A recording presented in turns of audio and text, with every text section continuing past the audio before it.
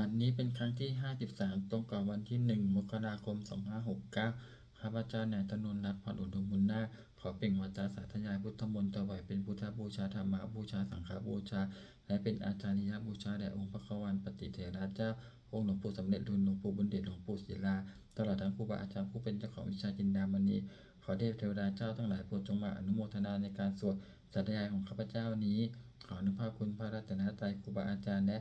เทวดาทั้งหลายโปรดจงบันดาลให้จิตของข้าพเจ้าเป็นสมาธิอันควรแก่การสวดสาธยายมนต์ต่อไป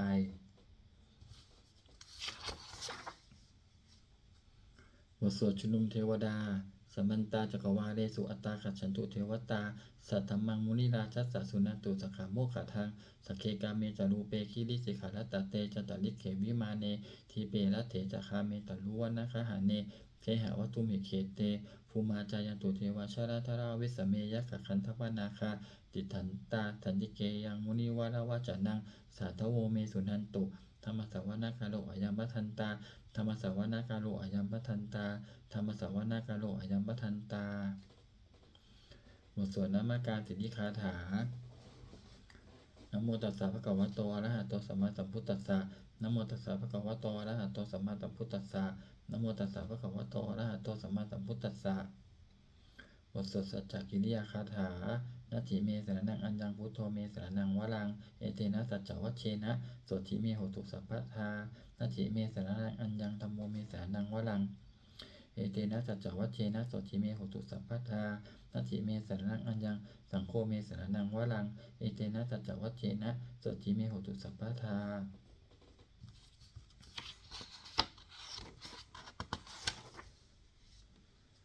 บทสวดมหาการุณิโกนาโถติอาทิกาคาถามหาการุณิโกนาโถอัฏฐายะสัพพปานินางโบเลตวาปารมีสัพพปัตโตสัมโพธิมุตตะมังในเตนะสัจจวัชเชนะมาโหตุสัพพุปัตถวามหาการุณิโกนาโถหิตายะสัพพปานินางโบเลตวาปารมีสัพพปัตโตสัมโพธิมุตตะมังในเตนะสัจจวัชเชนะมาโหตุสัพพุปัตถวามหาการุณิโกนาโถสุขายะสัพพปานินางโบเลตวาปารมีสัพพปัตโตสัมโพธิมุตตะมังในเตนะสัจจวัชเชนะมาโหตุสัพพุปัตถวา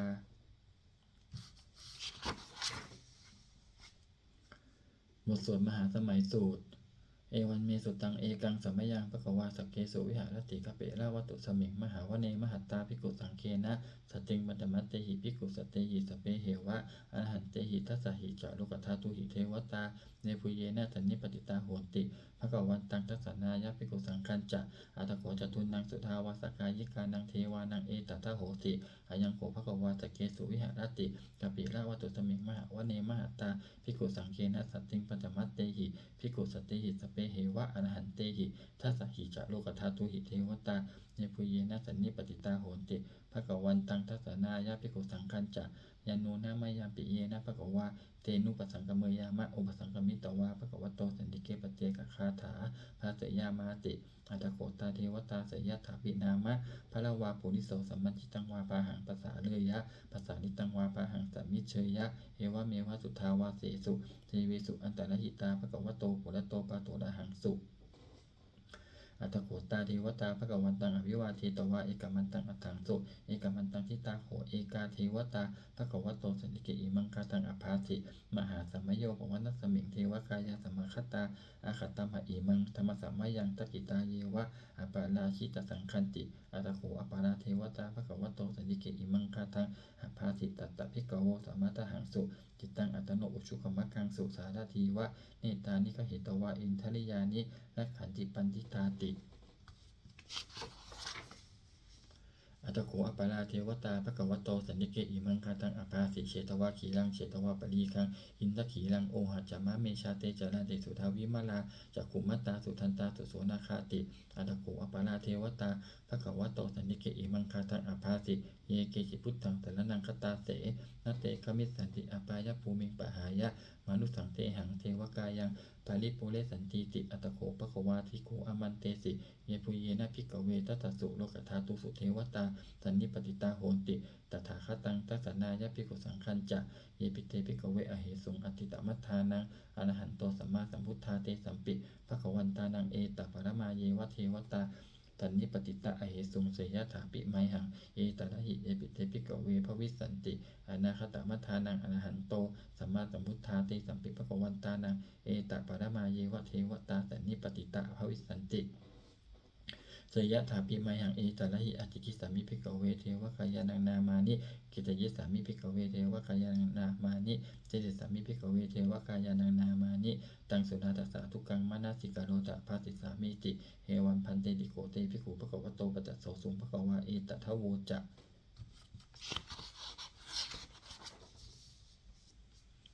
สีโลกะมะนุกัสสามิยะตะภูมาตทัสสิตาเยสิตาคิริขะพลังปหิตตาสมาหิตาปุตุสิหาวสัลลีนาโลมหังสาภิสัมพุโนโอทาตมันัสสาสุทธาวิปัสสันนมนาวิลาพิญโยปัญจสัตติยะตวาวเนกะเปละวัตตเวตโตอามันตยิสัตตาสาวะเกสะสะเนระเตเทวกายะอภิกันตา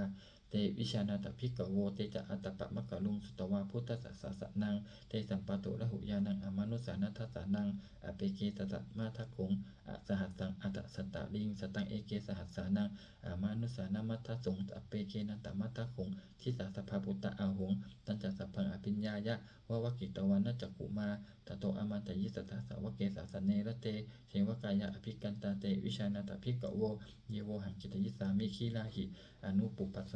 สตสหัสสาวยขาภูมากะปิระวัตตวาอิทิมันโตชุติมันโตวันนะวันโตยตัสสิโนโมทมานาภิกขามุงภิกขุนางสัมมิติงวานางชาสหัสสาเหมวัตตายะขานานัตตวันนิโนอิทิมันโตชุติมันโตวันนะวันโตยตัสสิโน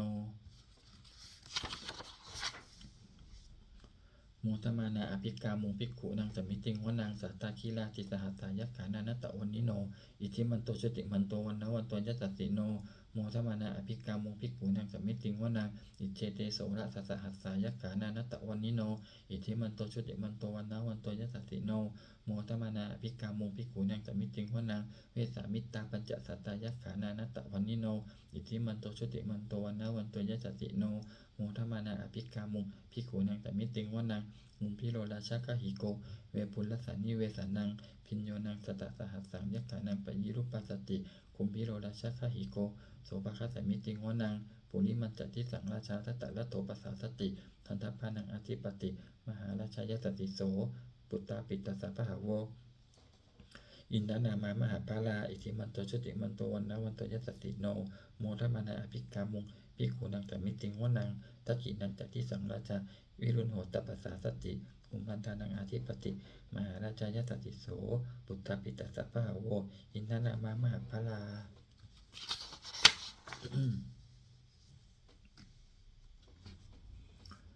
อิทิมันโตชุติมันโตวันนะวันโตยตัสสิโนโมทมานาอภิกามุงภิกขุนังสัมมิติงวนังปัจฉิมันจติสังราชาวิรูปโขปัสสาสตินาคานังอธิปติมหาราชายตัสสิโสปุตตาปิตสัพพะหาโวอินทนามามหาภาราอิทิมันโตชุติมันโตวันนะวันโตยตัสสิโนโมทมานาอภิกามุงภิกขุนังสัมมิติงวนังอุตตรัญจติสังราชากุเวโรตปัสสาสตินาคานังอธิปติมหาราชายตัสสิโส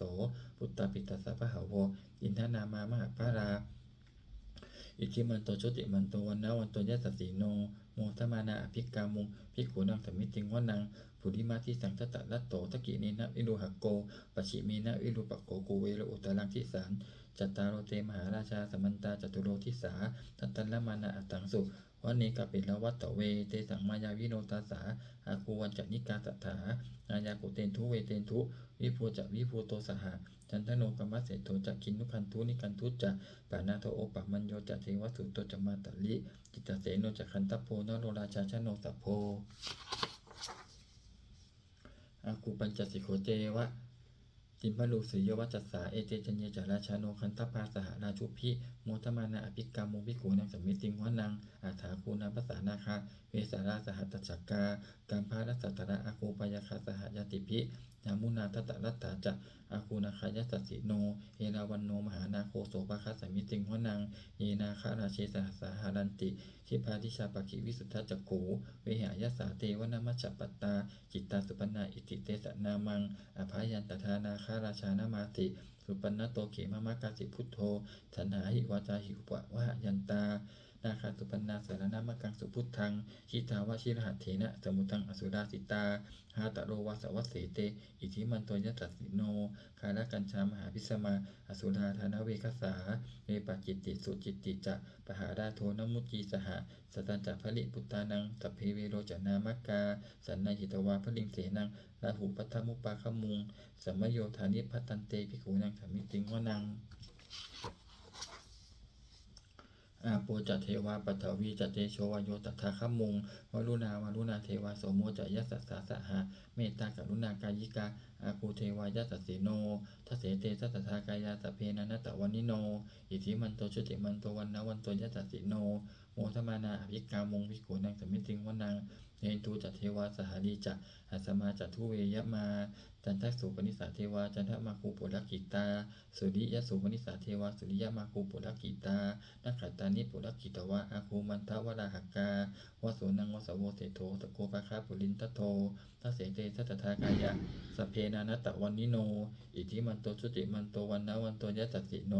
โมทมานาภิกามุงภิกขุนังสมิติงวนังอาถาภูสาภูเทวะชรมัคคีสิกขานิวะอันทิตกาจโรชาจะอุมาปุพันนิปาสิโนวรุณาสหธรรมาจะอจุตาจะอเนชกา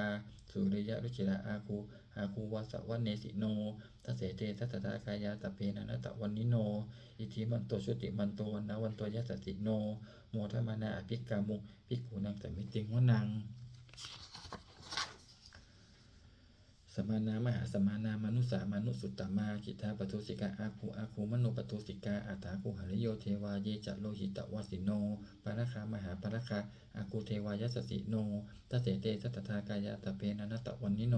อิทิมันโตชุติมันโตวันนะวันโตยัสสิโนโมทมานาภิกามุงภิกขุนังสมิติงวนังสุกากรุมหาอรุณาอาคูเวคะนาสาสหะโอทาตะไคหาปาโมขะอาคูเทวาวิจักขนาสัทธามัตตาหาราคชามิสกาจยัสสีโนทนยังอาคาปชุนโนโยทิสาอภิวัสติทัสเสเตสัตถากายาสเพนอนัตตวันนิโนอิทธิมันโตชุติมันโตวันนะวันโตยัสสิโนโมทมานาภิกามุงภิกขุนังสมิติวนังเขมิยาตุติตายามากัตกาจยัสสิโนสัมมิตกานามัสเสถาชตินามาจะอาสวานิมานารติโนอาคูอัฏฐาคูปะระนิมิตาทัสเสเตสัตตากายาสเพนันตะวันนิโนอิทธิมันโตชุติมันโตวันนะวันโตยัสสิโนโมทมานาภิกามุงภิกขุนังสมิติวนังสัทเถเตเทวานิกายาสเพนันตะวันนิโนรามันวเยนะอาคาชุงเยจันเยสดิสาสหาภวุชาชติมัคคีลังโอคาตินามนาสวังทัพเขมุขตนังนาคันจันทังวะอสิตาติตังสุภัมมาปารามตโตจักปุตตาอิทิมโตสหะสันนังกุมารโลติโสจักโสภคัสสมิติงวนังสหสัพพัมมโลกานังมหาพัมมาทิติตติอุปปันโนชุติมันโตพิสมากายโยยัสสิโสทัสเสถาอิสราอาคูปเจกะวัสวัตติโนเทสัญจะมัชโตอาคาหาลิโตปริวาลิโต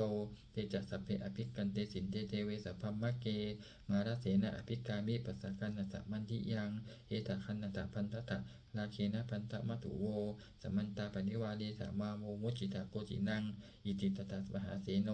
กันหะเสนังอภิสัยยิปานินาตระมหัจจสารังกตวานะเพระวังยะถาภาวุสโกเมโกทนายันโตสวิชุโกจัตถาโสปัจจุทาวติสังกุโตอาศัยังวะเสตันจัสสะปังอภิญญายะวะวะคิตวานะจักขุมาตโตอมันจยิสัตตาสาวเกสาสเนระเตมาราเสนะอภิกันตาเจวิชานาตภิกขโวเตจะอัตตปามะกะลุงสุตวาพุทธสัสสะสะนังวิตราเคหิปคามุงเนสังโลมาปิอิชยุงสัพเพวิชิตสังคามาพยาติตายสัสสิโนโมตันติสหภูเตหิสาวกาเตชเนสุตาติบทสวดจุลชัยปกรณ์นะโมเมพุทธเตจัสสารัตนะตยธรรมิกาเตชะปสิทธิปสีเทวานารายะปาระเมสุราสิทธิพัมมาจะอินทาจะจตุโลกาคัมภีรักขกาสมุทธาภูตุงคังคาจะสัพพัมมัชชัยปสิทธิปวันตุเตชัยทรณิอุทธินาที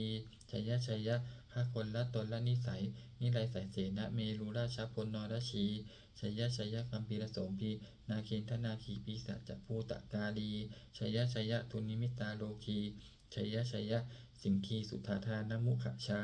ชัยวรุณนะมุขสาตา ชัยยะชัยยะจัมปาทินาคะกุลคันตกะชัยยะชัยยะคัสคนนตุลุงสุกรผู้ทรงสีหะพยัคขทีปาชัยยะชัยยะวลุณนะมุขยาตาชิตะชิตะเสนานีปุณสุทธินรดีชัยยะชัยยะสุขาสุขาชีวีชัยยะชัยยะธรณีตะเลสัทธาสุชัยยาชัยยะชัยยะธรณีสันติสัทธา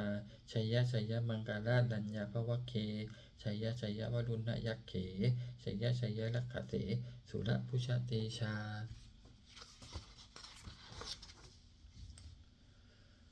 ชัยยะชัยยะพัมเมทัคคนาชัยยะชัยยะราชาธิราชสัจชัยชัยยะชัยยะปัตตวิงสัพพังชัยยะชัยยะอรหันตาปเจกพุทธสาวังชัยยะชัยยะมเหสุโรหาโลหลินเทวาชัยยะชัยยะพัมมาสุรักโขชัยยะชัยยะนาโกวิรุหโกวิรูปโกจันทิมาลวิอินโทจะเวนะเตโยจักกุเวโรวรุโนปิจาอคิวายโยจะปาชุนโหมกุมาโรทัตตะรัตตะโกอัฏฐารัสะมหาเทวาทิทิตาภสะอาทโยอิสิโนสาวกาสภาชัยยะนามุภวันตุเตชัยยะธรรมโมจะสังโฆจะทัสสะปาโรจะชัยยะกังเอเตนะชัยยะเตเชนะชัยยะโสถิภวันตุเตเอเตนะพุทธเตเชนะโหตุเตชัยยะมังคลังชัยโยปิพุทธสัจสิริมโตอะยังมารัสสะจัปปปิมโตปะราชโยโอโกสยัมโพธิมันเตปะโมทิตาชัยยะตถาภมะคณามเหสิโนชัยโยปิพุทธสัจสิริมโตอะยังมารัสสะจัปปปิมโตปะราชโยโอโกสยัมโพธิมันเตปะโมทิตาชัยยะตถาอินทคณามเหสิโนชัยโยปิพุทธสัจสิริมโตอะยังมารัสสะจัปปปิมโตปะราชโยโอโกสยัมโพธิมันเตปะโมทิตาชัยยะตถาเทวคณามเหสิโนชัยโยปิพุทธสัจสิริมโตอะยังมารัสสะจัปปปิมโตปาราชโยโอโกสยัมโพธิมันเตปะโมทิตาชัยยะตถาสุปันนคณามเหสิโนชัยโยปิพุทธสัจสิริมโตอะยังมารัสสะจัปปปิมโตปาราชโยโอโกสยัมโพธิมันเตปะโมทิตาชัยยะตถานาคคณามเหสิโนชัยโยปิพุทธสัจสิริมโตอะยังมารัสสะจัปปปิมโตปาราชโยอุโกสยัมโพธิมันเตปะโมทิตาชัยยะตถาสัพพมคณามเหสิโนชัยยันโตโพธิยามูเลสักยานังนันทิวัตโนเอวังตวังวิชโยโหหิชยสุชยมังคะเลอปาราชิตาปาลังเกสีเสปัตวีปุคะเลอภิเสเกสัพพพุทธานังอคัปปโตปโมทัตติสุนัขตังสุมังคลังสุปภาตังสุอุทิตังสุขโนสุมุหุตโตจะสุยิทังพมะจาริสุปทักกินังกายกรรมังวาจากรรมังปทักกินังปทักกินังมโนกรรมังปณิทีเตปทักกินานิกตวานาลปันตเถปทักกิเนเตอัตถรัตตาสุกิตาวิรุณหาพุทธสาสะเนหาโลคาสุกิตาโหทะสหสเพหิยติภิสุนันตุโพนโตเยเทวะอัสมิงฐาเนอธิกตาทีคายุกาตตาโหตุสุกิตาโหตุสัพพทาและขันตุสัพพสัตตานังและขันตุชินาสาสนังยากาจิปตนาเตสังสเพปูเรตุมโนละถายุตตากาเลภวสันตุวัสสังวัสสาวะหากาโลคาจุปัทถวาเตสังนิวาเรตุสัสสะพัทธากายาสุขังจิตตสุขังอรหันตุยะถาระหัง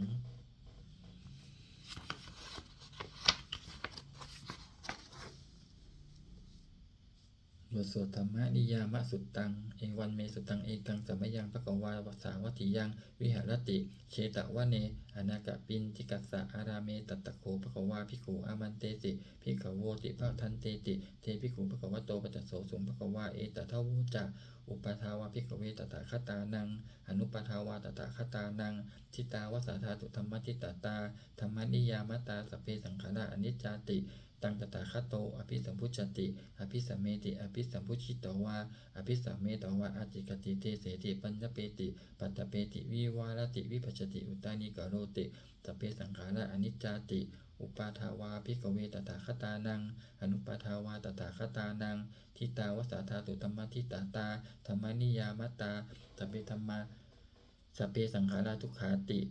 ตังตถาคโตอภิสัมพุชติอภิสัมเมติอภิสัมพุชิตวาอภิสัมเมตวาอาจิกติเตเสติปัญญเปติปัตถเปติวิวารติวิปัสสติอุตานิกโรติสพเพสังขาราทุกขาติ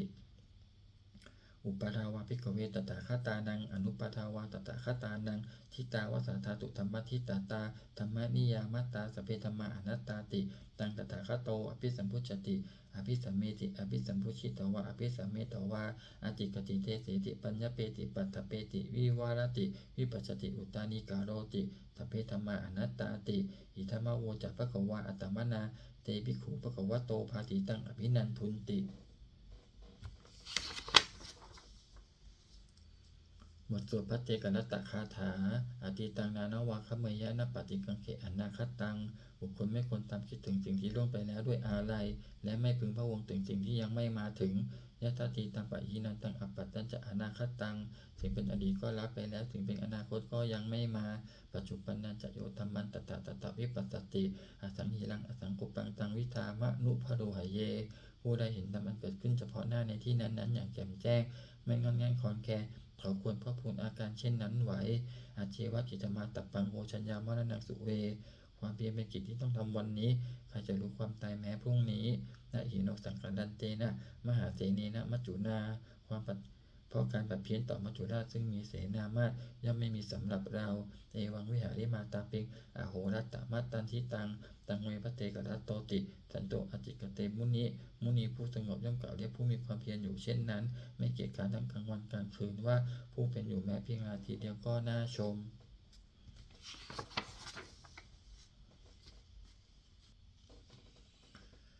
บทสุตธรรมะสังเวคปัจจเวคขณะสัพเพสังขาราอนิจจาสังขารคือร่างกายจิตใจและรูปธรรมนามธรรมทั้งหมดทั้งสิ้นมันไม่เที่ยงเกิดขึ้นแล้วดับไปมีแล้วหายไปสัพเพสังขาราทุกขา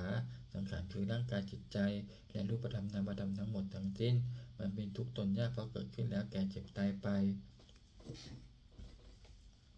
สัพเพธัมมาอนัตตาสิ่งทั้งหลายทั้งปวงทั้งที่เป็นสังขารและไม่ใช่สังขารทั้งหมดทั้งสิ้นไม่ใช่ตัวไม่ใช่ตนไม่ควรถือว่าเราว่าของเราว่าตัวว่าตนของเราทุวังชีวิตตังชีวิตเป็นของไม่ยั่งยืนทุวังมรณังความตายเป็นของยั่งยืนวสังมยามริตตพังเราจะพึงตายเป็นแท้มรณะปริโยสานังมีชีวิตตังชีวิตของเรามีความตายเป็นที่สุดรอบชีวิตตังมีอนิยตังชีวิตของเราเป็นของไม่เที่ยงมรณังมีนิยตังความตายของเราเป็นของเที่ยงวัตตะควรที่จะสังเวชยังกายโยอจิรังร่างกายนี้มีได้ตั้งอยู่นานเปตวิญญาโนขันธ์ปราศจากวิญญาณจุดโทหันเก่าทิ้งเสียแล้วอาทิเสสติจากนอนทับปัตวิงซึ่งแผ่นดินกลิงขลังอิวะประดุจดอกไม้ท่อนไม้และท่อนเฟิร์นนิรัตถังหาประโยชน์มิได้อนิจจาวัตสังขาราสังขารทั้งหลายไม่เที่ยงหนออุปาทะวยธรรมิโนมีความเกิดขึ้นแล้วมีความเสื่อมไปเป็นธรรมดาอุปชิตวานิรุชันติการเกิดขึ้นแล้วย่อมดับไปเตสังอุปสัมโมสุโข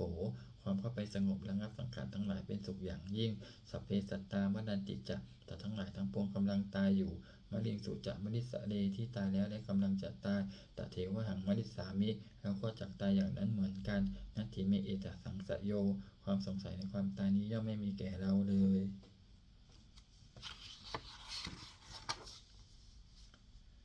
บทสวดเมตตายังกินจิกุศลังกัมมังสเพหิพระเตหิกตังปุญญังโนอนุโมทันตุสุนันตุโพนโตเยเทวะอัสมิงธาเนอธิคตาทีคายุกาสตาโหนตุสิกะสุกิตาโหนตุทุกขะปมุญจันตุมาตาปิตาสุกิตาโหนตุทุกขะปมุญจันตุสเพยติกาสุกิตาโหนตุทุกขะปมุญจันตุสเพอายติกาสุกิตาโหนตุทุกขะปมุญจันตุสเพปิสาสเพยะขาสเพเปตาสุกิตาโหนตุทุกขะปมุญจันตุสเพอาจาริยุปชายะสุกิตาโหนตุทุกขะปมุญจันตุสัพเพนกตาสุกิตาโหนตุทุกขะปมุญจันตุสัพเพเทวาสุกิตาโหนตุทุกขะปมุญจันตุสัพเพสามาตินังสมิชันตุโวบทสวดบูชาหลวงปู่ทวดนะโมโพธิสัตโตอาคันติมายะอิติภควานะโมโพธิสัตโตอาคันติมายะอิติภควานะโมโพธิสัตโตอาคันติมายะอิติภควาปฏิทานคาถายาเทวตาสันติวิหารวาสินีถูไปคะเลโพธิคะเลตะหิงตาธรรมทาเนนะปวันตุปูชิตาสุติงกโลเจตวิหารมันทะเลเถระจามัชฌานวกาจพิกโวสารามิกาธนปฏิอุปสักกาคามาจเทสานิคมาจอิสารา สัปปานภูตาสุขิตาภวันตุเตชลพุชาเยปิจอันตสัมภวา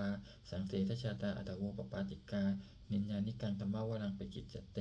สเพปิทุกขัสสะกโนตุสังขยังถาตุจิรังสตังธัมโมธรรมทราจะปุคลาสังโฆโหตุสมโควะอัฏฐายะจะหิตายะจะหัมเหระคตุสัทธัมโมสเพปิธรรมจาริโนวุทิงสัมปาปุเนยามะธรรมเมอริยปเวทิเต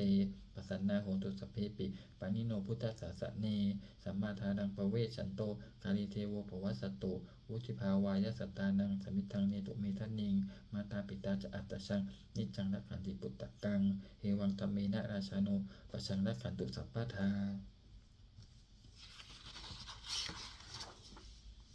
เทวตาอุโยชนะคาถาทุกขปัตตาจานิทุกขาพยาปัตตาจานิพยาโสกปัตตาจานิโสกาโหตุสเปปิปานิโนเอตาวตาจะอัมเหหิสัมปัตตังปุญญสัมปัตทังสเปเทวานุโมทันตุสัพพะสัมปติสิทธิยาตาดังทันตุสัทธายาสีลังละขันตุสัพพทาภาวนาพิรตาโหตุขัจฉันตุเทวตาขัตตาสุมังคลคาถาโหตุสัพพังสุมังคลังละขันตุสัพพะเทวตาสัพพะพุทธานุภาเวนะสติโหตุนิรันตะลังโหตุสัพพังสุมังคลังละขันตุสัพพะเทวตาสัพพะธรรมานุภาเวนะสติโหตุนิรันตะลังโหตุสัพพังสุมังคลังละขันตุสัพพะเทวตาสัพพะสังฆานุภาเวนะสติโหตุนิรันตะลังสัพเพพุทธาปราปัตตาปัจเจกานันจะยังพลังอรหันตานันจะเตเชนะละขันมันตามิสัพพโสหนึ่งสัพเพพุทธาปราปัตตาปัจเจกานันจะยังพลังอรหันตานันจะเตเชนะละขันมันตามิสัพพโสสองสัพเพพุทธาปราปัตตาปัจเจกานันจะยังพลังอรหันตานันจะเตเชนะละขันมันตามิสัพพโสสามสัพเพพุทธาปราปัตตาปัจเจกานันจะยังพลังอรหันตานันจะเตเชนะละขันมันตามิสัพพโสสี่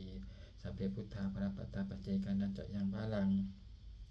อรหันตานันจะเตเชนะละขันมันตามิสัพพโสห้าสัพเพพุทธาปราปัตตาปัจเจกานันจะยังพลังอรหันตานันจะเตเชนะละขันมันตามิสัพพโสหกสัพเพพุทธาปราปัตตาปัจเจกานันจะยังพลังอรหันตานันจะเตเชนะละขันมันตามิสัพพโสเจ็ดสัพเพพุทธาปราปัตตาปัจเจกานันจะยังพลังอรหันตานันจะเตเชนะละขันมันตามิสัพพโสแปดสัพเพพุทธาปราปัตตาปัจเจกานันจะยังพลังอรหันตานันจะเตเชนะละขันมันตามิสัพพโสเก้า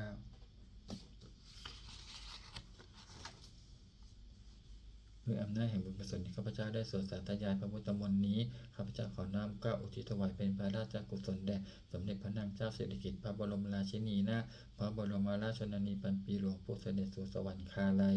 ขออานิสงส์แห่งบุญกุศลนี้จงเป็นสัพพะสิริมงคลแก่ข้าพเจ้าให้แคล้วคลาดปลอดภัยจากทุกโศกโรคภัยอันตรายทั้งปวงให้มีแหล่งรายได้อันสุจริตมั่นคงเป็นสัมมาอาชีพชอบธรรมคำว่าไม่มีอดอยากยากจนขออย่าได้มีแก่ข้าพเจ้าขอให้ข้าพเจ้ามีสัมมาทิฏฐิตั้งมั่นในพระธรรมคำสอนแห่งองค์สมเด็จพระสัมมาสัมพุทธเจ้าดำรงอยู่ในความดีงามตลอดกาลนานอีกทั้งขอเทพเทวดาทั้งหลายผู้ได้อนุโมทนาสาธุการในบุญกุศลนี้โปรดประสิทธิ์ประสาทพร้อมน้อมส่งอนุภาพแห่งมงคลไปสู่วัตถุมงคลพระปิตายอดเศรษฐีทั้งฝ่ายไทยและฝ่ายลาวรวมถึงวัตถุมงคลทั้งปวงที่สามสิ่งอมูเลตได้จัดสร้างขึ้นให้เปี่ยมด้วยพุทธานุภาพเทวานุภาพและฤทธานุภาพอันศักดิ์สิทธิ์อำนวยผลให้เป็นสิริมงคลแก่ผู้ครอบครองและผู้ใช้ทุกประการเถิด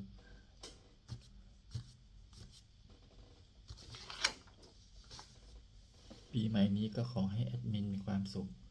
มากๆเช่นกันครับขอให้โชคดีสุขภาพแข็งแรงร่ำรวยตลอดไปขอบคุณครับ